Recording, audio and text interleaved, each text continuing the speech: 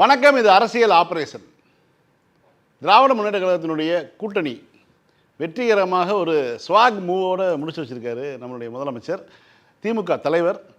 குறிப்பாக இந்த முறை 2026ஆம் ஆண்டு தேர்தலில் திமுக கூட்டணி பிளவுபடும், அது கூட்டணி பேச்சுவார்த்தைக்குள்ள சிக்கல் நீடிக்கும் அப்படிங்கிற ஒரு சூழல்லாம் வந்துகிட்டு இருந்த பல்வேறு செய்திகளையும் தவிடு பொடியாக்கி காங்கிரசுடனான கூட்டணியை இறுதி செய்து 21 கட்சிகளை இணைத்து 4வது முறையாக அந்த கட்சிகளுடன் ஒரு தேர்தலை சந்திக்க இருக்கிறார்.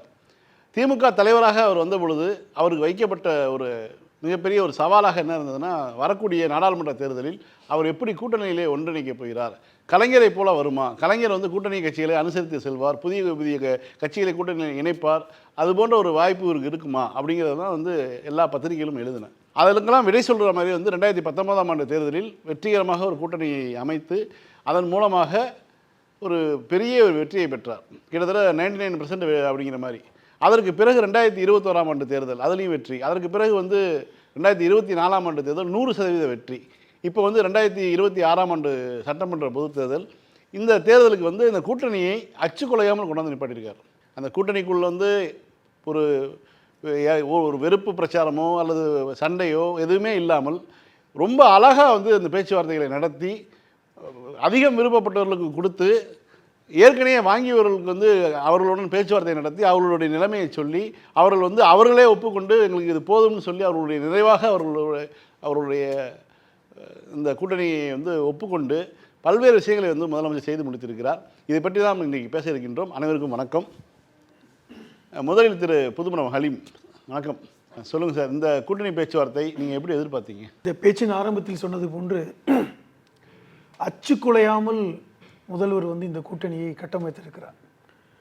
எல்லாரும் எதிர்பார்த்தாங்க, இந்த கூட்டணி கலைஞ்சிடும், கூட்டணி சிதறிடும், கொடி பறக்குது, அல்லது அவ்வளவுதான், திமுக கூட்டணி அவ்வளவுதான், அவர்களுக்குள்ளே ஒற்றுமை இல்லை, இப்படிலாம் பேசினாங்க. எல்லாருக்கும் கறி பூசுவது போல், முகத்தில் கறி பூசுவது போல் ரொம்ப தெளிவாக முதல்வர் இறுதியாக சொன்னார்ல அப்படின்னு, இது 10 பாஜக சமம் கிட்டத்தட்ட. இப்போ இது என்ன உணர்த்துதுன்னா, நீங்கள் ஒரு அரசியல் சாணக்கியத்தனத்தை அதிரடியாக செய்யணும்னு அவசியம் இல்லை, அமைதியாக கூட செய்யலாம், சூசகமாக செய்யலாம், சாவகாசமாக செய்யலாம். அப்படிங்கிறதுக்கு இதெல்லாம் மிகப்பெரிய உதாரணம். முக்கியமாக நான் என்ன பார்க்குறேன்னா, இஸ்லாமிய கட்சிகள் இன்றைக்கி ஓரணியில் இருக்கிறது கூட இஸ்லாமிய கட்சிகள் பார்த்தீங்கன்னா, இன்றைக்கி முஸ்லீம் லீக்கும் மனிதநேய மக்கள் கட்சியும் திமுக கூட்டணியில் இருக்காங்க. 2024 பாராளுமன்ற தேர்தலில் SDPI அதிமுக இருந்தாங்க, அவர்களும் இங்கே தான் இருக்காங்க. ஓரணியில் திரண்டு இருக்கிறார்கள். இது ஒரு முக்கியமானது. இரண்டாவது, அதற்கு இடைஞ்சலாக விஜயை கொண்டு வந்தாங்க. சிறுபான்மை வாய்க்கள் பிரிந்துவிடும், முஸ்லீம்களுக்கு எதுவுமே செய்யலை, ஆனால் எல்லாமே தவிடுபொடியாகி இருக்கிறது. அதை விட முக்கியமாக காங்கிரஸ் வெளியே வந்துடும், இனி காங்கிரஸ் அவ்வளவுதான், அங்கே பேச்சுவார்த்தை நடக்கிறது, ஹைதராபாத்துக்கு ஆள் பறக்கிறாங்க, இது நடக்கலை. பிரதர்னு போடலை, இவர் அண்ணண்டு போடலை, என்னென்ன விஷயங்கள் இருக்கோ அத்தனையும் பேசப்பட்டது. ஆனால் எதற்கும் அசராமல் முதல்வர் அவர்கள் இந்த காரியத்தை ரொம்ப துல்லியமாக, அதே நேரத்தில் எந்த அதிகாரத்தையும் காமிக்காமல் அரவணைப்போடு அதை முடிச்சு வச்சுருக்கார். நான் பார்க்குறேன், குறைகள் இருக்கிறது. நாங்கள் இன்னும் எண்ணிக்கைகள் எல்லோருமே அதிகமாக தான் கேட்டோம், அதில் மாற்றுக்கிறது இல்லை. மனிதநேய மக்கள் கட்சியே நாங்கள் 5 இடங்கள் கேட்டோம், முஸ்லீம் லீக் 5 இடங்கள் கேட்டாங்க. ஆனாலும் அந்த கொடுத்த இடத்த நம்ம வாங்குகிறோம். எல்லாரும் என்ன சொல்கிறாங்க, திமுகவுக்கு வாக்களிக்கவில்லை என்றால் பாஜக வந்துடும், அதனால முஸ்லீம்கள் எல்லோருமே சிறுபான்மை மக்கள் எல்லாம் திமுகவில் அவர் வழி இல்லாமல் இருக்கிறாங்க. அப்படி இல்லை பிரச்சனை. இந்த பிரச்சாரம் முன்னெடுக்கப்பட்டது. சொல்லப்போனால் நாம் தமிழரில் இருப்பவர்கள் மற்ற திமுக அவர்களுடைய முக்கியமான ஒரு குற்றச்சாட்டாகவே இதுதான் இருக்குது. இவங்க பாஜகங்கிற ஒரு பூதத்தை காட்டி இஸ்லாமியர்களை தங்கள் வசம் திமுக வரவேற்று வச்சிருக்குது அப்படிங்கிற. நான் அதுக்கு உதாரணம் சொல்கிறேன். இப்போ தமிழ்நாட்டில் முஸ்லீம்களுக்கு உள்ஒதுக்கீடாக 3.5 விழுக்காடு இருக்குது. அது உறுதியாக இன்றைக்கி கொடுக்கப்பட்டு இருக்கிறது. மகாராஷ்டிராவில் 2014 காங்கிரஸ் ஆட்சியில் 5 விழுக்காடு முஸ்லீம்களுக்கு உள்ஒதுக்கீடு கொடுத்தாங்க. இப்போ சில நாட்களுக்கு முன்பு பாஜக கூட்டணி அரசு, அப்படி தான் சொல்லணும், NDA அரசு 5 விழுக்காடு நீக்கிட்டாங்க. கர்நாடகாவில் 14 விழுக்காடு முஸ்லீம்கள் இருக்காங்க மக்கள் தொகையில், 4 விழுக்காடு உள்ஒதுக்கீடு எடியூரப்பா ஆட்சியில் நீக்கினாங்க. அதுக்கு உள்துறை அமைச்சர் சொன்னார், நீங்கள் இதுதான் முன்னுதாரணம், இந்தியா முழுவதும் இருக்கின்ற மாநிலங்களில் முஸ்லீம்களுக்கு ஒதுக்கீடு தேவையில்லை அப்படின்னு சொன்னார். திருப்பி காங்கிரஸ் ஆட்சிக்கு வந்ததுக்கப்புறம் தான் மறுபடியும் கொண்டு வந்தாங்க. இப்போ இது அச்சுறுத்தல் இல்லையா? 2014க்கு முன்பும் பின்பும் நம்ம பிரித்து பார்க்கணுமே வேண்டாமா? ஒன்று. நான் ஒன்று சொல்கிறேன். வட இந்தியாவில் மதமாற்ற தடை சட்டம் இருக்கிறது. ஒருவர் முஸ்லீமாக மாறிட்டார்னா அவரை கைது பண்ணிவிடுவாங்க. உத்தரப்பிரதேசத்தில் நினச்சி கூட பார்க்க முடியாது. வழக்கறிஞர்களுக்கெல்லாம் தெரியும். மாவட்ட ஆட்சியரிடம் அனுமதி பெற்று தான் நீங்கள் மதமே மாற முடியும். ஒரு காலத்தில் ஜெயலலிதாவே கொண்டு வந்தாங்க, உங்களுக்கு ஞாபகப்படுத்தினேன். அது தோற்று போன விஷயம் வேறு. ஆனால் சட்டமன்றத்தில் இந்த 3 விழுக்காடு இடஒதுக்கீட்டிற்கு வெறும் முஸ்லீம்கள் மட்டுமல்ல, மதம் மாறியவர்களுக்கும் வேண்டும் என்று கோரிக்கையை நாங்கள் வச்சோம். இந்து சமூகத்திலிருந்து ஒருத்தர் இஸ்லாமியர் வர்றார்.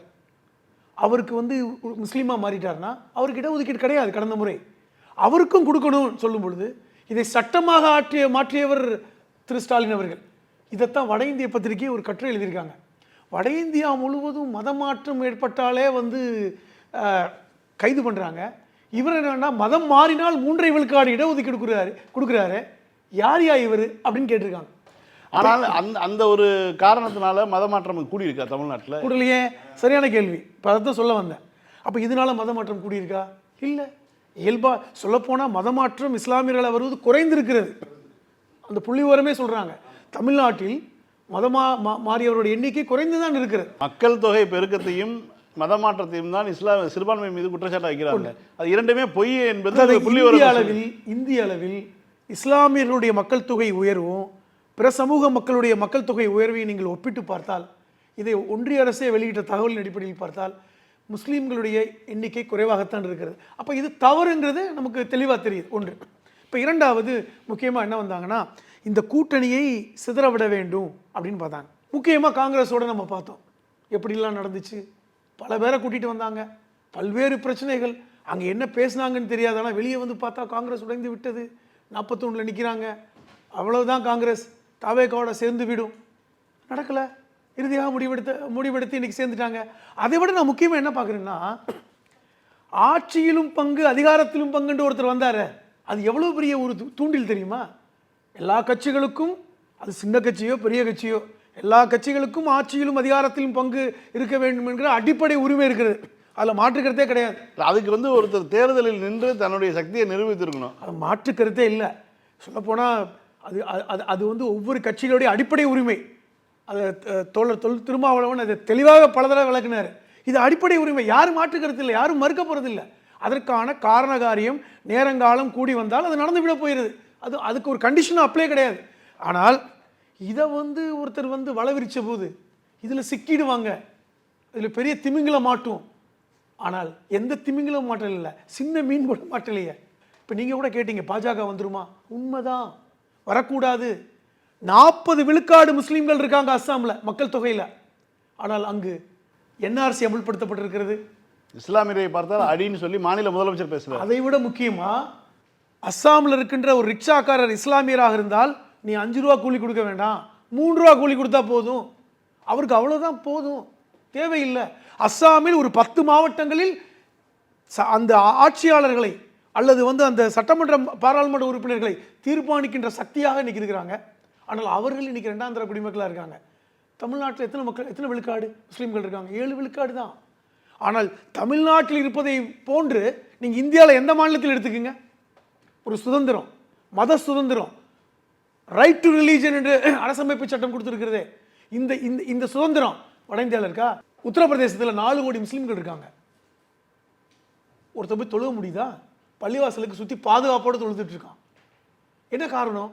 அப்போ ஆட்சியாளர்களை பொறுத்தான், ஒரு அரசை பொறுத்து தான் மக்கள் இருக்க முடியும் என்பதற்கு இது ஒரு மிகப்பெரிய உதாரணம்.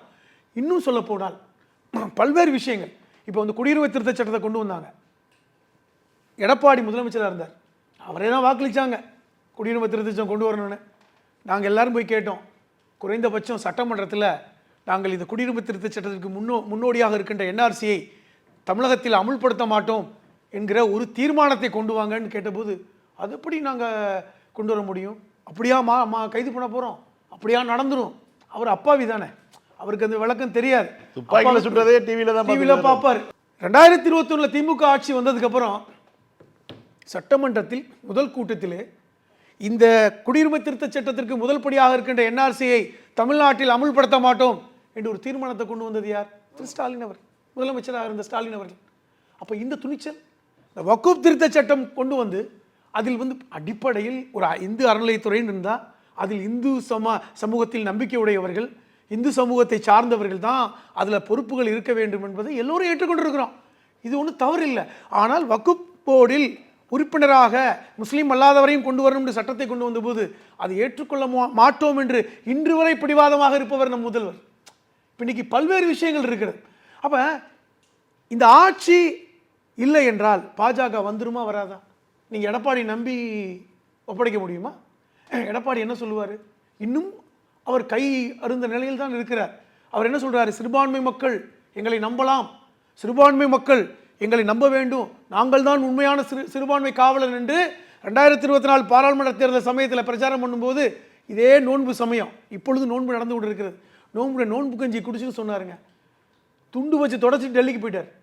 நோன்பு கஞ்சியை குடிச்சு விட்டு துண்டு வைத்து துடைத்து விட்டு, அவர் வழக்கமாக அந்த விவசாய துண்டு போட்டிருப்பார்ல, துடைத்து விட்டு ஆளை காணோம். பார்த்தா டெல்லி ஏர்போர்ட்டில் இருக்கார். சும்மா ஒரு போகிற வழியில் வந்தேன், அமித்ஷாவை பார்க்க வந்தேன். இப்போ மாறினாங்களா இல்லையா? எந்த நம்பிக்கையின் அடிப்படையில் அதிமுகவை அவர் சிறுபான்மை இஸ்லாமியருடைய காவலர் என்று வார்த்தையை எப்படி அவர் சொன்னார்? இதை உணர்ந்து தான் இன்றைக்கி பல்வேறு கட்சிகள் இங்கே வந்துட்டாங்க. இன்றைக்கி ஒட்டுமொத்த சிறுபான்மை சமூகம் ஏன் ஓரணியில் திரண்டிருக்கிறது என்றால் இதுதான் காரணம். இப்போ திருப்பி வந்து முதல்வர் சொல்கிறது என்னென்னா,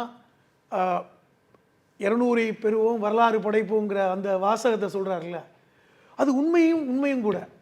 இப்போ சில மாதங்களுக்கு முன்பு இந்த இந்தியா டுடே சி ஓட்டர்ஸுடைய கருத்து கணிப்பை நீங்கள் எடுத்து பார்த்தா தெரியும். இந்திய அளவில் இந்தியா டுடே சி ஓட்டர்ஸுடைய கருத்து கணிப்பு இதுவரை உறுதிப்படுத்தப்பட்ட கருத்து கணிப்பாக தான் இருக்கும். அவர்கள் இப்பொழுதும் தேர்தல் நடத்தினால் 45 விழுக்காடு திமுக கூட்டணி வாங்கும். அப்போது தேமுதிக உள்ள வரல, 3 முறை முதல்வராக இருந்த ஓபிஎஸ் உள்ள வரல. அதற்கு முன்பு எடுக்கப்பட்ட கருத்து கணிப்பு. இப்போ அது மிக முக்கியமானது.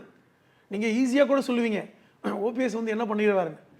ராமநாதபுரம், நான் ராமநாதபுரத்துக்காரன், பலாப்பழ சின்னத்திலிருந்து அதிமுகவை டெபாசிட் வாங்க வச்சவர், இலக்க வைத்தவர். இன்றைக்கி அவருக்கென்று அந்த சமூகத்தில் அங்கே பெரிய மதிப்பு இருக்கிறது. இன்றைக்கி தேமுதிகவிற்கு நீங்கள் எளிதாக சொல்லுவாங்க, 1/2% இருக்கிறதுக்கெல்லாம் இப்படி கொடுத்தாங்களேன்னு. அப்படி இல்லை.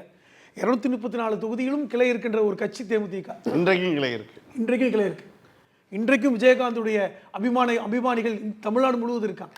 அப்போ இது என்ன ஒரு விஷயத்தை நான் புரிஞ்சுக்கிறேன்னா, சிந்தாமல் சிதறாமல்.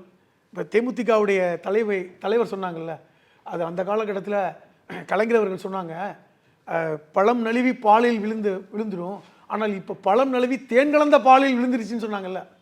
இன்றைக்கி 21 கட்சிகளுமே தேன் கலந்த பாலில் விழுந்திருக்கிறது. அது ஓரணியில் திரண்டு இருக்கிறது. அது இந்த தமிழகத்துக்கு நல்லது. பாஜக காலூன்ற விடாமல் தடுப்பதற்கு திமுகவுடைய தலைவர் திரு ஸ்டாலின் அவர்கள் இந்த கூட்டணிகளை சிந்தாமல் சிதறாமல் ஒரு துளிகோட அது வேஸ்ட் ஆகிடக்கூடாது என்று இன்னைக்கு ஒன்று சேர்த்திருக்கிறார். மக்களும் தெளிவாக இருக்கிறாங்க, கட்சிகளும் தெளிவாக இருக்குது. இன்னைக்கு நம்முடைய வெற்றி இலக்கு என்பது 200-ஐ தாண்டும் என்பதுதான் என்னுடைய கருத்து. அதாவது தமிழ்நாட்டினுடைய தேர்தல் வரலாற்றில் ஒரு தேர்தலுக்கும் அடுத்த சட்டமன்ற தேர்தலுக்கும் இதற்கு முன்பு இருந்த கூட்டணி இருந்ததில்லை என்பது தான் வந்து அரசியலில், இன்னும் சொல்லப்போனால் மிகப்பெரிய முத்தமிழறிஞர் கலைஞருடைய காலத்தில் கூட அவர் அமைத்த கூட்டணி அடுத்த தேர்தலில் ஏதாவது ஒரு கட்சி 2 கட்சியாவது வெளில போயிருக்கும். இதுதான் வந்து வரலாறாக இருந்திருக்கு. அந்த வரலாற்றை மாற்றி அமைக்கக்கூடிய விஷயமாக நம்முடைய முதலமைச்சர் திமுக தலைவர் இந்த முறை வந்து 2021 எந்த கூட்டணி அமைச்சாரோ அத்தனை பேரும் அந்த கூட்டணிக்குள் இருக்கிறார்கள். கூடுதலாக 3-4 கட்சிகள் வந்து புதிதாக இணைந்திருக்கின்றன அப்படிங்கிற ஒரு வரலாற்று சாதனையை இந்தியாவில் செஞ்சுருக்கார். எந்த ஒரு கட்சியிலும் எந்த ஒரு தேர்தலிலும் அடுத்த தேர்தல் ஒரு கட்சியாவது வெளில போயிடும். அதை வந்து மிகப்பெரிய ஒரு ஐஸ் பிரேக் பண்ணியிருக்காரு. இதை பற்றி தான் நாம் பேசிக்கொண்டிருக்கிறோம். திரு ஜோதி அவர்கள், நீங்கள் சொல்லுங்கள் உங்கள் கருத்து. வணக்கம். திமுக தலைமையிலான மதச்சார்பற்ற கூட்டணி நீங்கள் சொன்ன மாதிரி வரலாறு படைச்சிருக்காங்க. ஏன்னா போன தேர்தலுக்கும் இந்த தேர்தலுக்கும் அதை விட கூடுதலான கட்சிகள் தான் கூட்டணியில் இருக்கு. ஏன்னா இந்த கூட்டணி அண்ணன் அவர்கள் சொன்ன மாதிரியும் ஒரு தேர்தல் லாபத்துக்காகவோ இல்லை சுய லாபத்துக்காகவோ இல்லை கட்சியினுடைய லாபத்துக்காகவோ கூடின கூட்டணி இல்லை. இந்த கூட்டணி ஒரு கொள்கைக்காக, அந்த ஐடியாலஜிக்கல் பேக்டுக்காக இணைஞ்ச ஒரு கூட்டணியாக தான் நம்ம இந்த கூட்டணியை வந்து பார்க்க வேண்டிய அவசியம் இருக்குது. சரி, இந்த பக்கம் வந்து ஒரு வலுவான ஒரு கூட்டணி. அப்படியே அந்த சைடு போயிடுவோமே, எதிர்கட்சிக்கு ஒரு கூட்டணியிலேயே வந்து ஒரு குழப்பமான மனநிலை தான் இருக்குது. மிஸ்டர் டிடி தினகரன் அவர்கள் என்ன சொல்றாரு, நான் பாஜகவோட மட்டும் தான் பேசுவேன், மிஸ்டர் எடப்பாடி அவர்களோட வந்து எனக்கு எந்த தொடர்பும் கிடையாது அப்படின்னு சொல்றாரு. அதே இது அன்புமணி ராமதாஸ் அவர்கள் என்ன சொல்றாரு, நான் வந்து அதிமுக எடப்பாடி அவர்களோட தான் பேசுவேன், எனக்கும் வந்து பாஜகவுக்கும் எந்த தொடர்பும் கிடையாது. ஸோ ஒரு கூட்டணிக்குள்ளவே வந்து இவ்வளவு குளறுபடிகள் இருக்கு. சமீபத்தில் கூட டைம்ஸ் ஆஃப் இந்தியாவில் வந்து ஒரு நியூஸ் படித்தேன். அதிமுகவினுடைய கூட்டணின்றது வந்து ஹவுஸ் ஆஃப் கார்ட்ஸ் அப்படின்னு சொல்லி அவங்க கோட் பண்ணியிருந்தாங்க.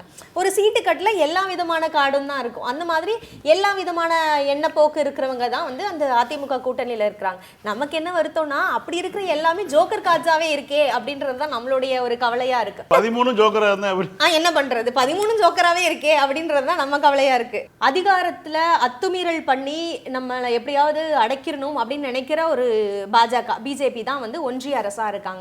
ஸோ அப்போ இவங்க கிட்ட இருந்து நம்ம மாநிலத்தை பாதுகாக்கிறதுக்கு, மக்களுடைய உரிமைக்காக போராடுறதுக்கு எந்த கட்சி முதல்ல இருக்காங்க? எந்த கட்சி இருக்காங்க அப்படின்னாலே அது திமுக தலைமையிலான கூட்டணி தான். ஏன்னா ஆளுநர் மாளிகை வழியா மாநிலத்தினுடைய உரிமைகளை அடக்கிடலாம் அப்படின்னு நினைக்கிற ஒரு ஒன்றிய அரசை எதிர்த்து எல்லா விஷயத்துலையும் போராடுறதா இருக்கட்டும், ஈவன் சட்ட போராட்டங்கள்லாம் தாண்டி திட்டங்கள் மூலமா நமக்காக மக்களுக்காக செயல்படுற ஒரு கூட்டணி அப்படின்னா நம்ம திமுக கூட்டணியை தான் பார்க்க முடியும். இந்தியாவில் வேற எந்த கூட்டணியும் பெருசா சொல்லிக்கிற அளவுக்கு இல்லை. ரிசர்வேஷனா இருக்கட்டும், ஒவ்வொரு செக்டார்ஸ்லையும் கொடுக்குற ரிசர்வேஷனா இருக்கட்டும், பெண்களுக்கு கொடுக்குற முக்கியத்துவமா இருக்கட்டும், இந்த விடியல் பயண திட்டம் இருக்குல்ல, இந்த திட்டம் வந்து ஆக்சுவலாக நம்ம கான்ஸ்டியூஷன் படி பார்த்தோம்னா ரைட் டு மொபிலிட்டி, அவங்களுக்கு வந்து இயங்குறதுக்கான ஒரு உரிமையை வந்து நமக்கு இந்த கட்சிகள் வந்து வாங்கி கொடுத்துருக்காங்க. அதே மாதிரி காலையில் மாணவர்களுக்கு காலை உணவு போடுறாங்க பார்த்தீங்களா, அந்த திட்டம் வந்து குழந்தைகளுக்கான ரைட் டு நியூட்ரிஷன், அவங்களுக்கு வந்து சரியான ஊட்டச்சத்து கொடுக்கறதுக்கான உரிமையை வந்து இந்த அரசு நம்ம கட்சிகள் வந்து தொடர்ந்து கொடுத்துட்டு இருக்காங்க. ஸோ இந்த கட்சிகள் வந்து ஐடியாலஜி வழியாக ஒன்றிணைக்கப்பட்ட ஒரு கூட்டணி. ஸோ அதனால் அந்த கூட்டணிகள் வந்து பிரிந்து போகிறதுக்கான அவசியம் வந்து இருக்காது. தொடர்ந்து அதை கட்டமைக்க வேண்டிய இதுவும், அதை ஒரு தந்தையாக இருந்து ஒரு தலைவராக இருந்து அதை அழகாக இணைத்து போகிற பண்பும் குணமும் நம்முடைய முதல்வர் அவர்களுக்கு வந்து ரொம்ப சிறப்பாகவே இருக்கு. கொள்கை இல்லாத எத்தனையோ கட்சிகள் வந்து இப்போ ஆரம்பிக்கலாம், யாருனாலும் வரலாம்னு வச்சுக்கோங்களேன். ஏன்னா அது அவங்களோட ஜனநாயக உரிமை, ஏன்னா யார் வேணாலும் கட்சி ஆரம்பிக்கலாம். ஆனால் இப்போ நம்ம பாஜகவை எதிர்க்கிறோம், பாஜக வந்து அவங்களோட பாசிசத்தை வந்து இங்கே இம்ப்ளிமெண்ட் பண்ணுறாங்க, என்ன பண்ணாலும் அது வராது அப்படின்றது ஒன்று. இன்னொன்று வந்து இந்தியா அப்படின்னாலே ஒரு பன்முகத்தன்மை இருக்கிற, ஒரு டைவர்சிட்டி இருக்கிற ஒரு கண்ட்ரி. ஏன்னா நம்ம வந்து ஒரே நாடு, ஒரே மொழி, ஒரே எலெக்ஷனு, ஒரே ஜிஎஸ்டி அதெல்லாம் இங்கே இம்ப்ளிமெண்ட் பண்ண முடியாது. ஸோ இப்போ இதை எதிர்க்கணும் அப்படின்னா அதுக்கு ஸ்ட்ராங்கான ஒரு அப்போசிஷன் இருக்கணும். அந்த ஸ்ட்ராங்கான அப்போசிஷன் நம்ம தமிழ்நாடு அண்ணன் சொன்ன மாதிரி ஒரு சுதந்திரமாக ஒரு வந்து எந்த ஒரு கண்ட்ரோலும் இல்லாமல் இங்கே மக்கள் வாழ்கிறாங்க அப்படின்னா அதற்கு அடிப்படை காரணம் வந்து நமக்கு மேலே இருக்கிற ஒரு அரசு, ஒரு கட்சிகள், நம்மளை ப்ரொடெக்ட் பண்ணுற ஒருத்தவங்க இருக்காங்க அப்படின்ற அந்த ஒரு நம்பிக்கை தானே. ஸோ இந்த நம்பிக்கை வந்து தொடர்ந்து நமக்கு விதைச்சிட்டு இருக்கிற தமிழ்நாட்டு மக்களுக்கும் சரி, அங்கே வந்து என்ன சொல்கிறது, அடிமட்டத்தில் இருக்கிற மக்களுக்காக இருந்தாலும் சிறுபான்மையினர் மக்களுக்காக இருந்தாலும் எல்லாருக்குமாவும் யோசிக்கிற ஒரு அரசாக இன்னைக்கு மக்கள் பார்க்குறது வந்து திராவிட முன்னேற்ற கழகம் ப்ளஸ் கூட்டணி கட்சிகளை தான். போன தேர்தல் வரையும்னே கூட வச்சுக்கலாமே, போன தேர்தல் வரை இலவசங்களை பார்த்து ஓட்டு போட்ட மக்கள் நிறைய பேர் இருக்காங்க. ஆனால் இன்னைக்கு அந்த இலவசங்கள்னால இந்த சமூகத்தில் என்ன மாற்றம் நடந்திருக்கு அப்படின்றத புரிஞ்சு ஓட்டு போடுற வாக்காளர்கள் வந்து நிறைய பேர் வளர்ந்துட்டாங்க. உரிமை திட்டங்களாக மாற்றிருக்காங்க. உரிமை திட்டம், மகளிர் விடியல் பயணமாக இருக்கட்டும், உரிமை தொகையாக இருக்கட்டும், இதெல்லாம் வந்து அவங்களுக்கான அரசு செய்ய வேண்டிய கடமையாக மாத்திருக்கு. ஏன்னா நீங்க சொன்ன மாதிரியுமே வந்து இப்போ ஒரு பப்ளிக் ஃபோரம்ல யாராவது ஒருத்தர் வந்து இலவசமா கொடுக்குறாங்கன்னு சொன்னா கூட மக்கள் வந்து இலவசம் இல்லாத என்னோட உரிமை, எனக்கு வந்து அரசு என்னோட வரி பணத்துல எனக்கு அரசு செய்யற உரிமை அப்படின்றத கேட்கறதுக்கு ஒரு மென்டாலிட்டி வந்திருக்குல்ல. ஸோ இந்த மென்டாலிட்டியை வந்து இந்த மாதிரி கொள்கைகள் மூலமா தான் நம்ம மக்கள் கிட்ட வந்து கொண்டு போய் சேர்த்திருக்கோம். ஒன்றியத்துல வந்து நம்ம பாஜகவை வந்து அப்படியே பிளைண்டா எதிர்க்கல. ஏன்னா பாஜக ஆப்போசிட்டா நம்ம ஒருத்தரை வந்து முன்னிலைப்படுத்துறோம். ஏன்னா இப்போ சொல்லப்போனா காங்கிரஸ்ல வந்து ராகுல் காந்தி அவர்களை பிரதமர் வேட்பாளராக அறிவிச்சது நம்மளுடைய கட்சி தலைவர் தான். ஸோ இப்படி நம்முடைய கழக தலைவர் அப்படின்றது ஒரு டைரக்ட் இது இல்லாமல் அதுக்கு ஆல்டர்னேட் என்ன அப்படின்றத யோசிச்சு அதுக்காக செயல்படுறவர். ஸோ இப்போ காங்கிரஸ் நம்மளோட வந்து ஒரு முக்கியமான கூட்டணியில் இருக்காங்க. தமிழ்நாட்டை பொறுத்த வரைக்கும் ஒரு அறிவுசார் சொத்து அப்படின்னா நம்ம எல்லாருமே டக்குன்னு சொல்ற ஒருத்தர் வந்து கமல்ஹாசன். அவரு நம்மளோட கூட்டணியில இருக்கிறாரு. திராவிட இயக்கங்கள் வந்து திராவிட தலைவர்களை வந்து நம்ம தூக்கி பிடிக்கிறத தாண்டி ஒரு திராவிட தோழனா ஒருத்தரை சொல்றோம் அப்படின்னா அவர் வந்து தொல் திருமாவளவன் அவர்கள் வந்து நம்மளோட இப்ப கூட்டணியில இருக்காங்க. அண்ணன் சொன்ன மாதிரி இஸ்லாமியர்கள் நம்மளோட கூட்டணியில இருக்காங்க, இடதுசாரிகள் நம்மளோட கூட்டணியில இருக்காங்க. இந்த மாதிரி ஒரு கொள்கை பிடிப்பு இருக்கிறவங்க வந்து ரொம்ப கனெக்டடா நம்மளோட கூட்டணியில இருக்காங்க. இந்த மண் பெரியார் மண், அதை மறுக்கவே முடியாது. என்னதான் மாநாட்டில் போர்டுல இருந்து கழட்டி போட்டாலும், எடப்பாடி பயந்துகிட்டு மோடிக்கு பயந்துட்டு கழட்டி போட்டாலும், இந்த மண் பெரியார் மண் அது யாராலும் மறுக்க முடியாது. பெரியார் மண், அம்பேத்கர் மண், கம்யூனிசம் பேசுற மண், திராவிட மண். இந்த மண்ல இந்த கூட்டம் ஜெயிக்கலனா இப்படை தோற்பின் எப்படை வெல்லும், அந்த மாதிரி தான். ஸோ அந்த மாதிரி இந்த 2026 அப்படின்றது மக்களை பாதுகாக்கிறதுக்காக இருக்கட்டும், மக்களுக்குமே வந்து ஒரு நம்பிக்கை இருக்கிற ஒரு கூட்டணி அப்படின்னா அது வந்து திமுக தலைமையிலான ரொம்ப வலிமையோடு இருக்கிற கூட்டணி தான். குறிப்பாக முதலமைச்சருடைய அணுகுமுறை என்பது நான் முதல்ல சொன்னேன் இல்லையா, ஒரு தேர்தலுக்கும் அடுத்த தேர்தலுக்கும் வந்து கூட்டணி மாறாமல் இந்திய வரலாற்றில் இருந்ததே கிடையாது, முதல் முறையாக நடக்குதுன்னு. அதுக்கான காரணம் இந்த 5 ஆண்டுகால ஆட்சியில் அவர் வந்து கூட்டணி கட்சிகளை நடத்திய விதம், கூட்டணி கட்சிகளும் அவருடன், அதாவது திமுகவுடன் நடந்து கொண்ட விதம், அதை பற்றி தான் நம்ம வந்து வழக்கறிஞர் ரஜினி அவர்கள்ட்ட பேசணும். குறிப்பாக வேங்கவேல் போன்ற சம்பவங்களில் அரசுக்கு ஒரு இக்கட்டான சூழல் வரும்போது அது பொறுப்புடன் வந்து விடுதலை சிறுத்தைகள் கட்சி அணுகியது. அதுக்கு அங்கே மக்களுக்கு பாதிப்படைந்த மக்களுக்கு என்ன விதமான ஒரு ரெமெடி வேணுமோ அதை செய்யணுங்கிற அழுத்தத்தையும் அரசுக்கு கொடுத்தது. அதே நேரத்தில் அரசுக்கு அதை ஒரு அரசியல் செய்வதற்கான ஒரு காரியமாக எடுத்துக்கொண்டு அதை செய்யாமல் அது சட்டப்படி அங்கே என்ன நடக்கணுமோ அதை செய்வதற்கான ஒரு ஸ்பேஸை கொடுத்தாங்க. அதுதான் வந்து இந்த ஆட்சி வெற்றிகரமாக நடப்பதற்கான ஒரு காரணமாக கூட நம்ம பார்க்கலாம். நீங்கள் சொல்லுங்கள் உங்களுடைய கருத்து. இந்த கூட்டணி வந்து வெற்றிகரமாக கூடியிருக்கு. நிச்சயமாக முதல்ல நான் என்ன சொல்ல விரும்புகிறேன்னா, முதலமைச்சர் நேற்று சொல்லியிருக்காரு தன்னுடைய உடன்பிறப்புகளுக்கு எழுதின கடிதத்தில், மதவாத சக்திகள் நம்முடைய கூட்டணியை உடைத்து விடலாம் என்று அவர்கள் செய்த அத்தனை சித்து விளையாட்டுகளையும் நாம் வந்து ரசித்து கொண்டே நாம் கூட்டணியை வந்து கட்டமைத்தோம் அப்படின்னு சொல்கிறார். அப்போ அவங்க என்ன விளையாட்டு விளையாண்டாலும் அதை அந்த விளையாட்டோடு சேர்த்து நாம் அவங்களுக்கு எதிர் விளையாட்டை எப்படி ஆடணுமோ அப்படி ஆடி நாம் வந்து வெற்றி பெற்றிருக்கிறோம் அப்படின்னு சொல்லியிருக்காரு. அது உண்மையும் கூட. குறிப்பாக சொல்லப்போனால் இப்போது நம்ம கூட்டணி வந்து கொஞ்ச காலமாக இன்டாக்டாக இருக்குன்னு சொல்லிக்கிட்டு இருப்போம். நான்லாம் விவாதத்தில் பேசுவேன். இன்டாக்டாக மட்டும் இல்லை, அந்த எதிர்கூட்டணியை அடித்து நொறுக்கியிருக்கு, அதுதான் உண்மை. எதிர்கூட்டணியில் இருந்த கட்சிகள், நீங்கள் எல்லாம் பேசும்போது நீங்கள் சொல்லும்போது கூட சில புதிய கட்சிகள் சேர்ந்துருக்கு. எதிர்முகாமில் இருந்த கட்சிகள் அங்கிருந்து வெளியே வந்து நம்மிடம் சேர்ந்திருக்கிறார்கள். அதுதான் சரி. இப்போ ஆமாம், எதிர்முகாமில் இருந்த, அதாவது இப்போ யோசிச்சு பாருங்கள், எடப்பாடி பழனிசாமி 2021 தேர்தலில் நாங்கள் மெகா கூட்டணி அமைக்கப் போகிறோம் அப்படின்னு சொன்னார். எங்களுக்கு விடுதலை சிறுத்தைகளுக்கு வந்து தூது விட்டு பார்த்தாரு, என்னென்னவோ வந்து பிரச்சனைகளை உருவாக்க முயற்சி பண்ணார். அவரால் மெகா கூட்டணி அமைக்க முடியல. படுதோல்வியை பிஜேபி அதிமுக கூட்டணி சந்தித்தது. 2024லையும் இதே முயற்சியை வந்து மேற்கொண்டாங்க. எங்ககிட்ட இருந்த ஒருத்தர் இப்போ விஜய்கிட்ட இருக்கிறாரு, அவரை விட்டு எத்தனையோ குழப்பங்களை வந்து ஏற்படுத்தினாங்க. அதுக்கும் எங்கள் தலைவர் அசைந்து கொடுக்கல. அதனால் அவங்க மெகா கூட்டணி அமைக்க முடியாமல் படுதோல்வி தான். அதுவும் மிகப்பெரிய படுதோல்வி. அது 2021 பெற்றதை விட மிகப்பெரிய படுதோல்வி அதிமுகவும் பாஜகவும் தனித்தனியாக பெற்றது. இன்றைக்கி 2026 தேர்தலில் பொறுத்திருந்து பாருங்கள், நாங்கள் வந்து மெகா கூட்டணி அமைக்க போகிறோம் அப்படின்லாம் சொன்னாங்க. மெகா கூட்டணிங்கிறது வந்து மக்கள் அவங்கள நம்ப தயாராக இல்லை, கட்சிகளும் அவங்கள நம்ப தயாராக இல்லைங்கிறது தான் உண்மை. காரணம் என்னென்னா, எடப்பாடி பழனிசாமி 2024 தேர்தல் நேரத்தில் இனி பிஜேபியோடு இன்று மட்டுமல்ல என்றைக்குமே எந்த காலத்திலும் இன்னும் கூட்டணி இல்லை அப்படின்னு அறிவித்தார். அவங்க ஜெயலலிதா சொன்னாங்க இல்லையா, நான் ஒரு முறை தவறை இழைத்து விட்டேன், இனி வாழ்நாளில் அந்த தவறை இழக்க மாட்டேன்னு பிஜேபியோட கூட்டணி வச்சுக்கிறதுக்கு வருத்தப்பட்டு சொன்னாங்க இல்லையா. அதே போல் இவர் ஒரு டைலாக் விட்டார். ஆனால் அடுத்த 2 வருஷத்தில் இன்றைக்கி எடப்பாடி சரணாகதி அடைந்திருக்கிற ஒரு சூழலை நம்ம பார்க்குறோம். அப்போது இங்கே இன்டாக்டாக இருக்கிறது மட்டுமல்ல, புதிய சக்திகள் இங்கே வந்திருக்கிறாங்க. அதுவும் எதிர்முகாமிலிருந்து வந்திருக்கிறாங்க.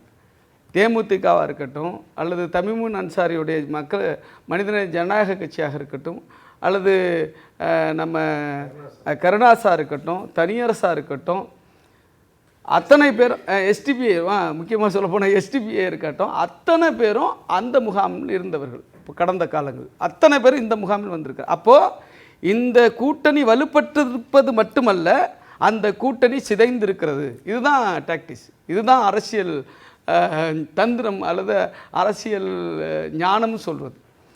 அந்த கூட்டணி அடித்து நொறுக்கப்பட்டிருக்கிறது மட்டுமல்ல, இன்றைக்கி அவங்க கூட இருக்கிறவங்கெல்லாம் வாக்குகள் இல்லாதவங்க தான். ஏற்கனவே அதிமுகவில் இருந்த டிடிவி தினகரன் இன்றைக்கி அவரை விட்டு நிறைய பேர் வெளில வந்துட்டாங்க. ஓபிஎஸ் வந்த பிறகு அவர் வந்து பிஜேபி அதிமுகவோட போய் சேர்ந்த பிறகு அவர் நம்ப தயாரில் நம்ம கோவில்பட்டி மாணிக்கம் ராஜாவா அவரெல்லாம் வெளில வந்துட்டாருன்னு வச்சிங்களேன்.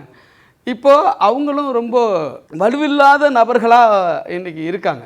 அது மட்டுமல்ல, பாஜகவினுடைய அடிமை கட்சியாகவே இன்றைக்கி மாறிடுச்சு அதிமுக. இப்போ கூட்டணி கட்சிகள்லாம் பேச்சுவார்த்தை நடத்துகிறாங்க திமுக தலைமையில்.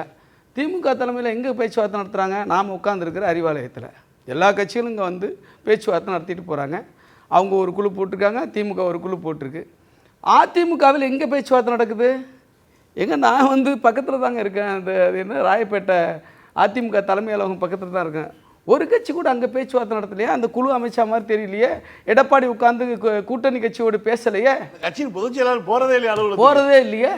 எங்கே பேச்சுவார்த்தை நடக்குது அப்படின்னா, பியூஷ் கோயல் எங்கே டீ சாப்பிட்றாரோ, எங்கே மதிய உணவு சாப்பிட்றாரோ, எங்கே வந்து டின்னர் சாப்பிட்றாரோ அங்கே பேச்சுவார்த்தை நடக்குது. இது என்ன ஒரு மிகப்பெரிய அவலம் பாருங்கள். ஒரு ஆண்ட கட்சிக்கு, ஜெயலலிதா என்கிற ஒரு கரிஸ்மாட்டிக் லீடர் இருந்த ஒரு கட்சிக்கு இப்படிப்பட்ட ஒரு சூழலை வந்து எடப்பாடி பழனிசாமி ஏற்படுத்தி வைத்திருப்பது என்பது உண்மையில் நமக்கெல்லாம் வருத்தமாக இருக்குது. நம்ம கூட்டணி கட்சியினரை காத்திருக்க வைத்தார் அப்படின்னு சொல்லி நம்ம பற்றி குறை சொல்லுவாங்க. நிச்சயமாக இவர் இன்னைக்கு வந்து போய் காத்திருக்கிறாரு. இவர் இன்னைக்கு அவங்கள்ட்ட சீட்டு கேட்குறாரு. யார்கிட்ட? பிஜேபி கிட்ட. பிஜேபி கமாண்ட் பண்ணுறாங்க, 80 சீட்டு எனக்கு வந்து கொடுத்துரு, நான் கொடுத்துடல நான் எடுத்துக்கிறேன், அதை நான் வந்து மற்ற கூட்டணிக்கு நான் பிரித்து கொடுத்துக்கிறேன், நீ வந்து பேலன்ஸ் நீ வச்சுக்கோ அப்படின்னு இவன் டிசைட் பண்ணுறாங்க. யார்? பிஜேபி டிசைட் பண்ணுது. இல்லை நான் தான் நடத்துவேன்னு இவர் சொல்லி அதுக்கு பஞ்சாயத்துக்கு தான் டெல்லி போயிட்டு வந்தார். இப்போ இல்லை எனக்கு கொஞ்சம் இதை விட்டு கொடுங்க, இல்லாட்டி நான் ரொம்ப அசிங்கப்பட்டுருவேன் எடப்பாடி இதெல்லாம்.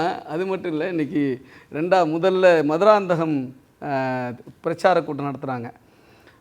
அந்த கூட்டத்தில் வந்து குறைந்தபட்ச அவங்க கூட ஏற்கனவே இருக்கிறவங்கள வச்சு நடத்துனாங்க. மதுரையில் நடத்தும்பொழுது மிகப்பெரிய பலமான கூட்டணி வந்துடும் அப்படின்னு எதிர்பார்த்தாங்க. இருக்குதும் போயிடுச்சுன்னு வச்சுங்க, உள்ளதும் போச்சுடா அப்படின்னு சொல்லுவாங்களா, அந்த மாதிரி ஆயிடுச்சுன்னு வச்சுங்களேன். அங்கே சரி பெரிய கொடுமை என்னென்னா, தந்தை பெரியாருடைய படத்தை அந்த முகப்பிலேருந்து, அந்த பிரச்சார கூட்டத்தின் முகப்பிலேருந்து பாஜகவை சொன்னுச்சின்னு சொல்லிட்டு எடப்பாடி அகற்றியிருக்கிறாரு. இவர் திராவிடத்திற்கு எதிரியா இல்லையா? இவர் ஆர்எஸ்எஸ்னுடைய கைக்கூலியாக மாறிவிட்டாரா இல்லையா? இவர் பிஜேபியினுடைய அடிமையாக மாறிவிட்டாரா இல்லையா? பெரியார் இல்லாமல் ஏது திராவிட கழகம், பெரியார் இல்லாமல் ஏது அண்ணா திராவிட கழகம், பெரியார் இல்லாமல் ஏது திராவிட முன்னேற்ற கழகம், பெரியார் இல்லாமல் ஏது அண்ணா, பெரியார் இல்லாமல் ஏது கலைஞர், பெரியார் இல்லாமல் ஏது எம்ஜிஆர், பெரியார் இல்லாமல் ஏது ஜெயலலிதா. அந்த அடிப்படையான பெரியாரையே தூக்கி போடுறதுக்கு நீங்கள் தயாராகிட்டீங்கன்னா நீங்கள் யார்? ட்ரெயினுக்கு வந்து தீன் தயாள் உபாத்தியா பேரை வைக்கிறான், திட்டங்களுக்கு அவர்களுடைய தலைவர்களுடைய பேர்களை இந்தியா முழுவதும் கொண்டு போய் வச்சுக்கிட்டு இருக்கான். அப்படி இருக்கும்போது எந்த தலைவனை வந்து கொடுமுடியாக கொள்ள வேண்டுமோ அந்த தலைவனையே தூக்கி ரோட்டில் போடுறாங்க. சார், இப்போ பிஜேபியுடைய வந்து சவால் என்ன அமித்ஷா சொல்லியிருக்காரு? திராவிட கழகங்கள் இல்லாத தமிழகத்தை உருவாக்குவோம். அது உனக்கும் பொருந்தாதா? Not only DMK but also ADMK also. Anna படத்தை காணோம். அண்ணா திமுக பங்கேற்கின்ற ஒரு கூட்டம் அண்ணா படத்தை இல்ல. அமித்ஷா திமுக எப்படிங்க? முதலமைச்சர் அனைத்தையும் இவ்வளவு வந்து அவர் மெச்சூர்டா, இவ்வளவு சீசன்டு பொலிட்டீஷியனா, இவ்வளவு வந்து ஒரு தாராள மனசு கொண்ட ஒரு லீடராக அவர் இருக்கார். வந்து பரந்த மனப்பான்மை கொண்ட ஒரு தலைவராக அவருக்கு இன்றைக்கி உருவாகிருக்காரு என்பது தான் இன்றைக்கி வந்து ப்ரூவ் பண்ணப்பட்டிருக்கு. அவருடைய கடந்த கால வாழ்க்கையில் நாம் பார்த்துருக்கோம், கொஞ்சம் சுறுசுறுப்பாக இருப்பார். ஒரு எடுத்தோம் அப்படின்னு சொல்லிட்டு ஒரு முடிவுகளை எடுத்த காலங்கள் உண்டு. ஆனால் இன்றைக்கி கலைஞர் இல்லாத சூழலில் கலைஞரை விட தாண்டி ஒரு டபுள் கலைஞராக இன்றைக்கி வந்து முதலமைச்சர் ஸ்டாலின் அவர்கள் இருக்கிறார் அப்படிங்கிறது தான் இன்றைக்கி ப்ரூவ் பண்ணப்பட்டிருக்கு. நீங்கள் கேட்ட மாதிரி நாங்கள் போராட்டம் பண்ணோம், வேங்கவே இல்லை. உண்மையில் அது வந்து காவல்துறை செய்தது அநீதி தான். இப்போவும் எனக்கு மாற்று கருத்து இல்லை. அந்த காவல்துறையை நாங்கள் கண்டித்து போராட்டம் பண்ணோம். அந்த இந்த சார்ஜ் ஷீட்டை ஏற்றுக்க மாட்டோம்னு நான் சொன்னோம். யார் பாதிக்கப்பட்டார்களோ அந்த பாதிக்கப்பட்ட மக்கள் மீது சார்ஜ் ஷீட்டு போட்டதை நாங்கள் ஏற்றுக்க மாட்டோம்னு சொன்னோம். கைது பண்ணக்கூடாதுன்னு கோரிக்கை வச்சோம் முதலமைச்சர்கிட்ட. எங்களுக்கு வந்து வழக்கு நடத்துவதற்கு உரிய வந்து ஸ்பேஸ் வேணும்னு கேட்டோம். அதை ஏற்றிருக்காரு. அதை வந்து அவர் நேரடியாக ஏற்றிருக்காரு. அதாவது என்னென்னா, எங்கள் உணர்வுகளுக்கு மரியாதை கொடுத்தார். அதான் சொல்ல வர செய்தி. எங்கள் போராட்டங்களுக்கு வழி கொடுத்தார். அதை வந்து பகையாக எடுத்துக்கல, அது நட்பாக தான் பார்த்தார். அந்த நட்பு சக்திகள் போராடுகிறது என்பதை பார்த்தார். நாங்களும் எங்களுடைய உரிமையை விட்டு கொடுக்கவில்லை, அவரும் எங்களை. உங்களுடைய தன்மானத்துக்கு எந்த, ஆமாம், எங்களுடைய தன்மானத்தை, எங்களுடைய போராட்டத்தை, எங்களுடைய உரிமையை விட்டு கொடுக்கல, அவரும் எங்களை நசுக்கவில்லை. இதுதான் புரிஞ்சுக்க வேண்டிய விஷயம். அவரும் எங்களை ஒடுக்கவில்லை, திமுக அரசும் எங்களை ஒடுக்கவில்லை, நாங்களும் எங்களுடைய தன்மானத்தையோ உரிமையோ எங்களுடைய உணர்வுகளை வெளிப்படுத்த தயங்கவில்லை. அப்போ இது பரஸ்பரம் புரிந்துணர்வு கொண்ட ஒரு அரசு, ஒரு ஜனநாயக அரசாக இருக்கிறது என்பதும், நாங்கள் உரிமைகளுக்காக போராடுவதில் எந்த சமரசம் இல்லாதவர்கள் என்பதும் ஆக பரஸ்பர புரிதலோடு இது போகுது. நாங்கள் திமுகவை எதிர்க்கலை, நாங்கள் வந்து முதலமைச்சர் மு க ஸ்டாலின் இருக்கல, நாங்கள் ஒரு எங்களுடைய ஒரு அமைப்பு அது செய்கிற வந்து ஒரு பணியில் இருக்கிற குறைகளை எதிர்த்து நாங்கள் போராடணும். இது நாங்கள் மட்டுமல்ல, ஜனநாயகம் என்பதே உடன்படுவதும் முரண்படுவதும் தான். ஆமாம், உடன்படுவதும் முரண்படுவதும் ஜனநாயகம். சரியாக சொன்னார் கலீல் தோழர். அதை வந்து இன்றைக்கி வந்து திமுக அனுமதிச்சிருக்கு, நாங்களும் அதை செஞ்சுருக்கோம். நாங்கள் மட்டும் இல்லை, சிபிஎம் சிபிஐ போராடினாங்க, சாம்சங் தொழிலாளர் போராட்டத்தில் போராடினாங்க. அதையும் அரசு வந்து மிக கனிவோடு பரிசீலித்தது. அப்போ எல்லா போராட்டங்களையும் எந்த கட்சி செஞ்சாலும், கூட்டணியில் இருந்தாலும், நாங்கள் எங்கள் குரலை அவர்கள் ஒடுக்கவும் இல்லை, நாங்கள் குரல் கொடுக்க தயங்கவும் இல்லை. என்ன அட்மோஸ்ட் என்ன முடியுமோ அந்த தீர்வை அரசு கொடுத்திருக்கிறது என்பதில் மாற்று கருத்து இல்லை. எங்களுடைய குரலுக்கு செவி சாய்த்திருக்கிறார்கள் என்பதில் மாற்று கருத்து இல்லை. நீங்கள் இந்த கூட்டணி இருப்ப அத்தனை தலைவர்களும் அத்தனை கட்சிகளும் இந்த கொள்கை புரிதலோடு இருப்பதால் தான் இந்த கூட்டணி அப்படியே இருக்குது. அதாவது முதலமைச்சருடைய அணுகுமுறை, அவருடைய அரவணைப்பு என்பது ஒரு புறம், அதே சமயத்தில் கொள்கை அடிப்படையிலான கட்சிகளும் தலைவர்களும். இப்போ கொள்கை இல்லை அப்படின்னா வந்து விசிகாவை கழட்டிடலாம் அப்படின்னு அவங்க ஈஸியாக முடிவெடுத்துருக்க முடியும். கொள்கை இல்லைன்னு சொன்னால் கம்யூனிஸ்டுகள் வெளில போயிடலாம் அப்படின்னு அவங்க முடிவெடுத்துருக்க முடியும். ஆனால் நம்முடைய நட்பு சக்தி எது?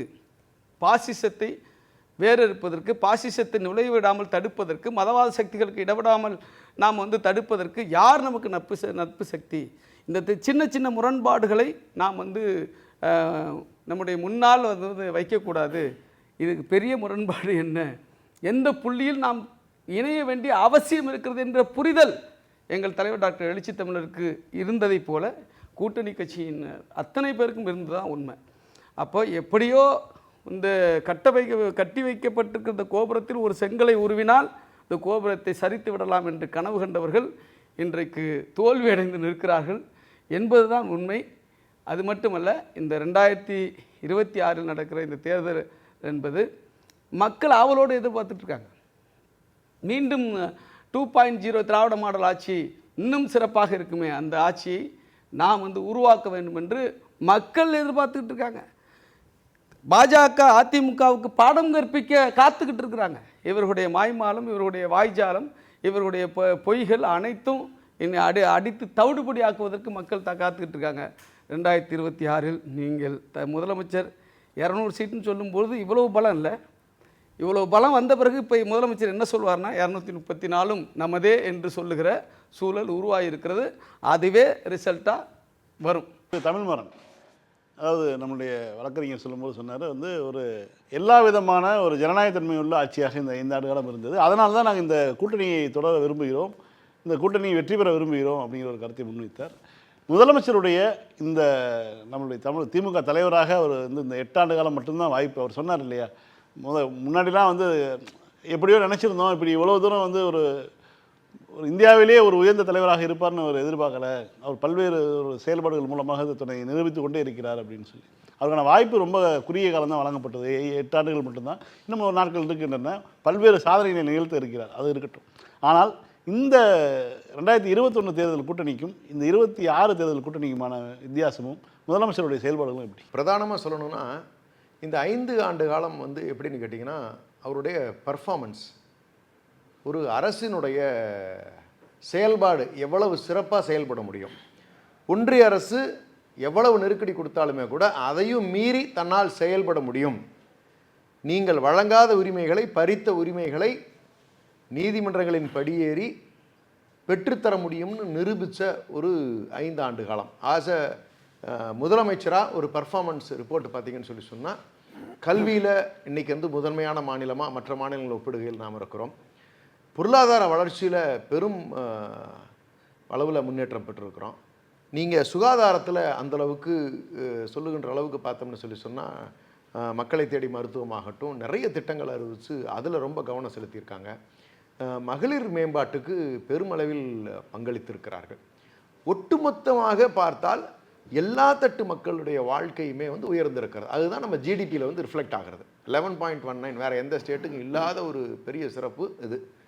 இது எங்கே ஒருவேளை கடன் வெர்சஸ் நம்ம டெப்ட் வெர்சஸ் ஜிடிபி ரேஷியோவில் வந்து தப்பு இருந்ததுன்னா தெரிஞ்சிடும். வருவாய் இல்லாமல் வெறும் கடனை மட்டும் வாங்கி கொண்டு இருக்கிறார்கள் அப்படின்னு சொன்னால் அந்த ரேஷியோவில் நமக்கு தெரிஞ்சிடும். அது எந்த அளவுக்கு தேவையோ 26% தான் இருக்கிறது. ஒன்றிய அரசுக்கு இன்றைக்கி 52% இருப்பதாக சொல்லுகிறார்கள். ஆனால் 6 மாதத்துக்கு முன்னால் 82% இருந்தது. அப்போ கடந்த 5 ஆண்டு காலத்தில் அவர் வந்து அவருடைய மினிஸ்ட்ரியில் இருந்த மினிஸ்டர்ஸோட பர்ஃபார்மன்ஸ், கூட்டணி கட்சிகள் எல்லாத்தையும் அனுசரித்த விதம், இது எல்லாமே வந்து முழுக்க அவருடைய ஃபுல்லாக டெலிவர் பண்ணதுக்கு ஒரு 50 to 60% அவர் நினச்சதை செஞ்சுருக்கார் அப்படி தான் நினைக்கிறேன். ஏன்னா இந்த திராவிட model 2.0ங்கிறது remaining portion left our இருக்கு இல்லையா, அப்போ அது அவருடைய இதுதான் அவருடைய அடுத்த ஸ்டேஜ். அடிப்படை தேவை என்ன ஒரு மனிதனுக்குன்னா ஒரு நல்ல குடும்ப தலைவராக இருக்கணும்னு ஆசைப்படுறோம். அதானே நமக்கு தேவை. இப்போ நாம் வந்து வாக்களிக்க போகிற தேர்தல் எந்த மாதிரியான தேர்தல்? முத்துவேல், கருணாநிதி, ஸ்டாலின் என்று நாமெல்லாம் பெருமையாக கொண்டாடக்கூடிய ஒரு தலைவர். அந்த நாள் அவர் சொன்னதுலேருந்து இன்னைக்கு வரைக்கும் அதே வைப்பு நமக்கு வந்து கண்டினியூ ஆகுது. அது பார்ட்டி மேனாக இருக்கிறதுனால இருக்குன்னு நம்ம நினைக்கலாம். இல்லை, காமனருக்கும் அதே ஃபீலிங் இருக்குங்கிறதான் இதில் ஒரு நரேஷன் என்னுடைய பார்வைக்கு தெரிகிறது. எதிரணியில் யார் இருக்காங்க அப்படின்னு சொன்னால் பழனிசாமி ஐயா சொல்ல முடியுமா? இல்லை, கிடையாது, சொல்ல முடியாது. ஏன்னு கேட்டிங்கன்னா அது என்டிஏ கூட்டணி, இது திமுக கூட்டணிங்கிறதுனால இவரை தலைவராக வச்சு இது நடக்கக்கூடிய ஒரு தேர்தல். அங்கே என்டிஏ கூட்டணியாக இருக்கலாம், அங்கே மோடி அவர்கள் இருக்கக்கூடிய ஒரு தேர்தல்.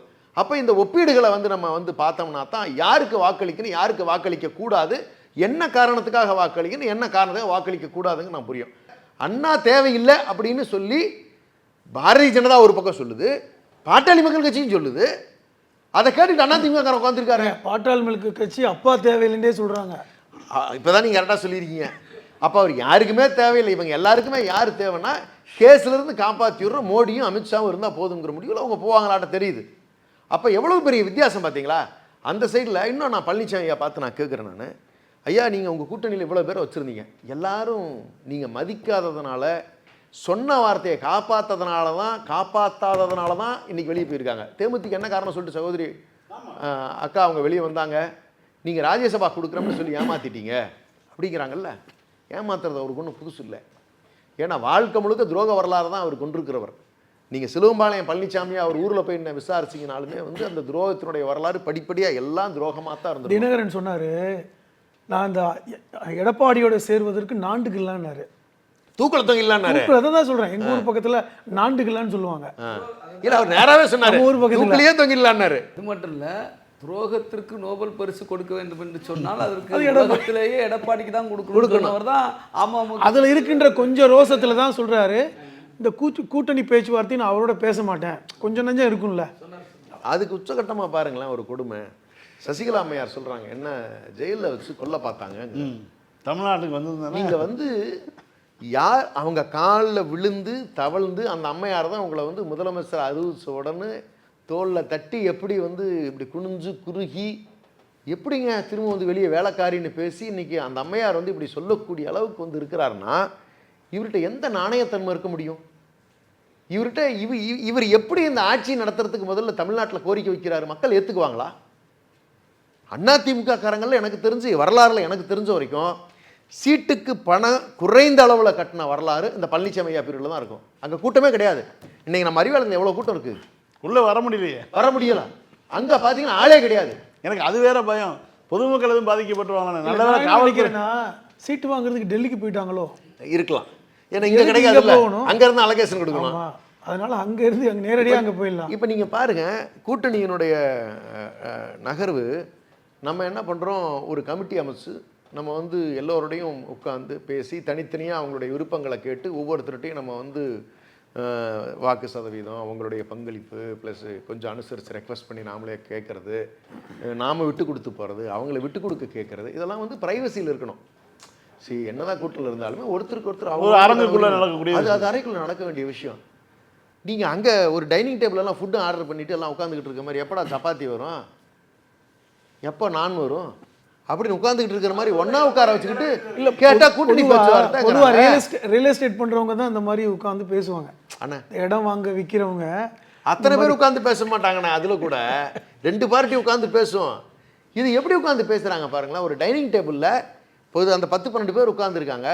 நீங்கள் ஒரு ப்ரோட்டோகால் இருக்கணும். ஒரு பார்ட்டினா நீங்கள் லீடர் எப்படி உட்காந்துருக்கணும், சப்சிக்வெண்ட் பார்ட்டிஸில் ஸ்ட்ரென்த் பேசிஸில் எப்படி இருக்கணும், இருதரப்பு தான் பேச்சுவார்த்தை நடத்தணும். இருதரப்பு இந்த மாதிரி பலதரப்பு பேச்சுவார்த்தை நடத்துது.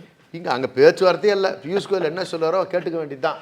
அது பேச்சுக்கு தான் வந்து அதில் யார் தலைவர், யார் வந்து அந்த கூட்டணி இருக்காங்க, அதெல்லாம் அவங்களுக்கு பிரச்சனையே கிடையாது.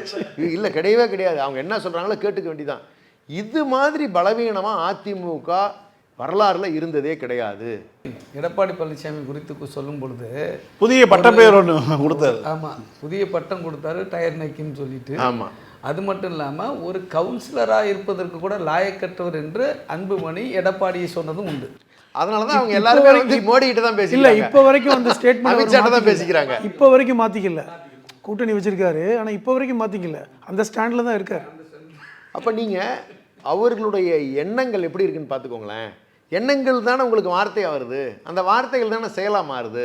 அப்போ நம்ம தலைவர் சார்ந்து இருக்கக்கூடியவர்களும் யோசித்து பேசுகின்ற காரணம் தான் வார்த்தைகள் கண்ணியமாக இருக்கிறது.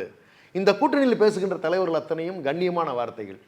உரிமைக்காக அண்ணன் திருமாண்ணன் மாதிரி குரல் கொடுக்கறதுக்கு நான் பசங்களெல்லாம் நான் வந்து அடுத்த நிலைக்கு தயார்படுத்தி அவனை படிக்க வச்சு வாழ்க்கையில் முன்னுக்கு கொண்டு வந்துருப்ப நீ பாட்டுக்கு அசால்ட்டை கூப்பிட்டு போவியாடா அப்படின்னு உரிமையோடு கேட்குறாருல்ல. அந்த உரிமை குரல் இருக்குல்ல, உணர்வுகளினுடைய வெளிப்பாடு தான் அந்த வார்த்தைகள். என்ன சாதாரண வார்த்தைகளா அது? இந்த இனத்துக்காக எவ்வளோ தூரம் அந்த பூர்வ குடிகளுக்காக அவர் கொடுக்கின்ற உரிமை குரல்லாம் வந்து சாதாரண விஷயம் கிடையாது. அப்போ எல்லா விதத்திலும் யோசித்து நிதானமாக இருக்கக்கூடியவர்கள் ஒரு புறமும், தமிழர்களுடைய குணநலன்களை எந்த அளவுக்கு இலக்கியங்களை நம்ம சிறப்பாக பார்த்துருக்கோமோ அத்தனை பண்புகளும் கொண்டிருக்கவர்கள் பூரா ஒரு பக்கமும், முழுக்க ஆர்எஸ்எஸ்னுடைய கைக்கூலியாக தமிழ்நாட்டை சீரழிக்கின்ற நோக்கத்தோடு இந்த இனத்தின் எதிரிகள் எல்லாம் ஒரு பக்கம் சேர்ந்திருக்கிறதாகவும் இனத்தினுடைய துரோகிகள் ஒரு பக்கம் சேர்ந்திருக்கிறதா தான் நம்ம வந்து எடுத்துக்க முடியும். ரெண்டுக்கான கிளாரிஃபைட் டிஃபரன்ஸ் நான் சொல்கிறேன் நான். அப்போ நீங்கள் எவ்வளவு பெரிய வித்தியாசம். அப்போ நம்ம தலைவர்களுடைய பண்பு, நம்ம கூட்டணி கட்சி தலைவர்களுடைய பண்பு, இது எல்லாம் ஒருங்கிணைத்து தான் இந்த தேர்தலில் மிகப்பெரிய வெற்றியை கொடுக்கும். நம்ம வெறும் பெயரளவில் சும்மா பெருமைக்கெல்லாம் வந்து சொல்லலை. அதுலேயுமே தலைவர் ரொம்ப கவனமாக கையாளுறாங்க. இங்கே யாருமே வந்து உடனே ஒரு மிதப்புக்கு போகிறதில்லை. எல்லாரும் நிதானமாக தான் கையாளுறாங்க. நீங்கள் அடுத்து ஒவ்வொரு கட்டமாக பேச்சுவார்த்தை ஆகட்டும். நீங்கள் இன்னொரு முக்கியமான விஷயத்தை பார்க்கணும். நேற்று ராஜ்யசபாவுக்கு வேட்புமனு தாக்கல் நடக்கிறது. நம்முடைய கூட்டணி கட்சி தலைவர்கள் எல்லாருமே வந்து அந்த வேட்பாளர்களோடு இருக்கிறாங்க. எதிர்கட்சியில் யார் சார் அவங்க வரணும் இல்லை? அவங்க சைடில் அன்புமணி அண்ணன் ஆகட்டும், இல்லை வந்து தம்பிதுரை அண்ணன் ஆகட்டும், அந்த கட்சி தலைவர் கூட்டணி கட்சி தலைவர்கள் வரணும் இல்லை? அதுதானே ஒரு முறையான அங்கீகாரம்ங்கிறது. பர்மிஷன் கிடைக்கல. என்ன எங்கள் டெல்லியிலேருந்து கிடைக்கல. அப்போ அப்படிலாம் சட்டுன்னு செஞ்சிட முடியாது. இன்னொன்று இவ்வளோ கஷ்டப்பட்டு அன்புமணி வாங்கி 19 நாள் தான் போகிறாரு 6 வருஷத்தில். ஆமாம், அப்படியே 7% தானே. நேற்று அது ஒரு பிரச்சனையாச்சு. ஆனால் அதோட அதிகம் வந்து போகாத ஸ்கூலுக்கு எதுக்கு போராடி சீட்டு வாங்குற. அதோட சிபிஐ வழக்குக்கு வாய்தாக்கு அதிகம் போயிருக்காருங்க. 67 நாள் போயிருக்கு. 67 வாய்தா அட்டன் பண்ணியிருக்காருங்க. ஆமாங்க, 2021 தான் ஃபைல் ஆகுது. நீங்கள் இந்த 6 வருஷத்தில் பாருங்கள் 67 நாள் போயிருக்காரு. வாய்தா அட்டன் பண்ணி நாடாளுமன்றத்துக்கு போனதை விட கோர்ட்டுக்கு போனது அதிகமாக இருக்குது. அதனால தான் அது சீரியஸாக இருக்குது. அவங்களோட இருக்கணுங்கிற முடிவுக்கு போகிறாரு. நான் வந்து அவர்களை குறை சொல்லுவதற்காக சொல்லலை, நான் யதார்த்த உண்மை நிலையை சொல்கிறேன். சும்மா வாய்க்கு வந்த மாதிரி அவங்களை கிரிட்டிசைஸ் நான் பண்ணலை, நான் ஃபேக்ட்ஸை பேசுகிறேன். ரெண்டுக்கும் பெரிய வித்தியாசம் இருக்குது. அப்போ இத்தனை பண்புகளை நான் நம்ம தலைவர்கிட்ட சொல்கிறேன்ல, இதுக்கு நிகரா இந்த கூட்டணிக்கு நிகரா இந்த தமிழ் இனத்தினுடைய பாதுகாப்புக்கு அரணான் இருக்கின்ற இந்த டீம் ஆஃப் பீப்புள் அப்போ எது அந்த கட்சியிலிருந்து ஒதுங்கி வரக்கூடிய தேமுதிக சகோதரி அவர்களுமே வந்து இதான சரியான கூட்டணிங்கிற முடிவுக்கு தான் நகர்றாங்க. எஸ்டிபிஐ சகோதரர் ஆகட்டும், நம்முடைய தமிழ்மான் சாரி அண்ணன் ஆகட்டும், நீங்கள் வந்து கருணாசனன் ஆகட்டும், இல்லை வந்து நான் வந்திருக்கக்கூடிய அத்தனை பேருமே தனியரசனன் ஆகட்டும், எங்களுக்கு சீட்டு கிடைக்குதோ இல்லையோ அதை பற்றி எங்களுக்கு கவலை இல்லை, இதுதான் சரியான கூட்டணி நாங்கள் முடிவெடுத்து வந்து நிற்கிறோம்னு சொல்லி சொல்கிறாங்கல்ல. அப்போ இது எல்லாமே எந்த ஒரு மையப்புள்ளியில் நிற்குதுன்னு சொல்லி சொன்னால் நம்ம தலைவரினுடைய அணுகுமுறை, நம்ம கட்சி இன்னைக்கு கட்டுக்கோப்பாக இருக்குது அப்படின்னு சொல்லி சொன்னால் நம்ம தலைவரினுடைய அணுகுமுறை, அவருடைய பக்குவப்பட்ட நிலை, இந்த அளவுக்கு வந்து தன்னை செழுமையாக தன்னை செதுக்கிட்டு இருக்காரு, தன்னைத்தானே செதுக்கி இருக்கிறார். வார்த்தைகளில் அத்தனை கவனம், அவ்வளவு பேரையும் ஈர்க்கக்கூடிய, இப்போ உலகத்துக்கு நம்ம வந்து ஒரு புவி ஈர்ப்பு சக்தின்னு சொல்லுவோம், அது உலகத்துக்கே பொதுவானது தான். அது மாதிரி இந்த தமிழர் நலனுக்கு ஒரு ஈர்ப்பு சக்தி இருக்கிறது என்று சொன்னால் அது நம்மளுடைய தலைவர் திரு முத்துவேல் கருணாநிதி ஸ்டாலின் அவர்களை சுற்றி இருக்கக்கூடிய இந்த ஈர்ப்பு சக்தியாகத்தான் நான் தனிப்பட்ட முறையில் பார்க்குறேன். இது என்னுடைய கருத்தாக தான் நான் பதிவு பண்ணுறேன். வரக்கூடிய தேர்தலில் இவர் அமைத்திருக்கக்கூடிய கூட்டணி என்பது 234 தொகுதியும் வெல்லக்கூடிய கூட்டணியாக இருக்கிறது என்பது தான் இந்த நிகழ்ச்சியினுடைய கருத்தாக இருக்கிறது, அனைவருடைய கருத்தாகவும் இருக்கிறது. நிகழ்ச்சியில் பங்கேற்ற அனைவருக்கும் நன்றி. மீண்டும் இன்னொரு அரசியல் ஆபரேஷன் நிகழ்ச்சியில் சந்திப்போம். நன்றி, வணக்கம்.